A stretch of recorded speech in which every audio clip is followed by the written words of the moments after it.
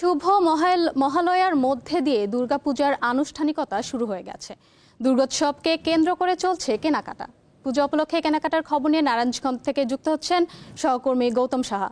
গৌতম, এবার পুজোর টেন্ডারিং পোশাক নিয়ে কেমন দেখছেন, বাজারে কেনাকাটা কেমন হচ্ছে আমাদের জানান। পূজার দিন যতই গনিয়ে আসছে, বেচাকেনা বাড়ছে ততই। দুর্গাপূজা উপলক্ষে নারায়ণগঞ্জের বিপণী বিতানগুলিতে জমে উঠেছে কেনাবেচা এবং সেই সাথে দেখা গেছে ক্রেতা বিক্রেতাদের দরদামে হাড়ডাক বিপণী বিতানগুলিতে। আমরা যে বিষয়টি দেখেছি, নারায়ণগঞ্জ শহরের 2 নম্বর রেলগেট, আলমাস পয়েন্ট এবং ডিআইটি মার্কেট এবং সময় মার্কেট, চাষারা বিভিন্ন মার্কেটগুলোতে কিন্তু ক্রেতাদের ভিড় লক্ষ্য করা গেছে। আমি যদি একটু আপনাদের দামের বিষয়ে জানাতে চাই, প্রতি বছরের তুলনায় দাম কিছুটা বেশি ক্রেতারা যেটা দাবি করেছেন, তবে এই সামঞ্জস্য রেখে পণ্যের সামঞ্জস্য রেখে কিন্তু দাম স্বাভাবিক রয়েছে, সেই বিষয়টি বিক্রেতারা জানিয়েছেন।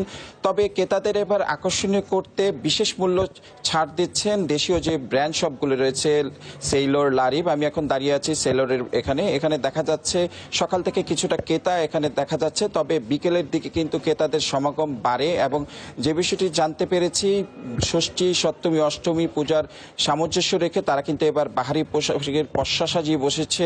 ছেলেদের পাঞ্জাবি, পায়জামা এবং মেয়েদের যে 3 পিস শাড়ি রয়েছে, যে বিষয়টি আমরা লক্ষ্য করেছি, নারীদের যে প্রধান চাহিদা যে শাড়ির দোকানে কিন্তু ভিড় বেশি লক্ষ্য করেছে। সেই সাথে 3 পিসের দোকানেও, কসমেটিক দোকানেও কিন্তু ভিড় কিন্তু আমরা লক্ষ্য করেছি।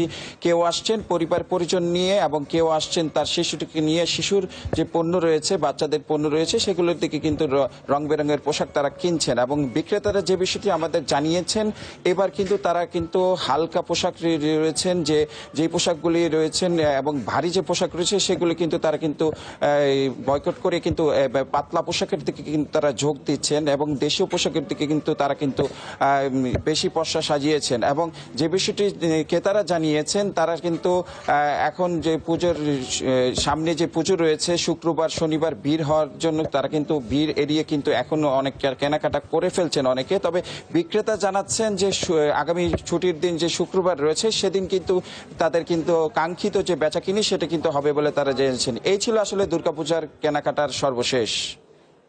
গৌতম, আপনাকে ধন্যবাদ।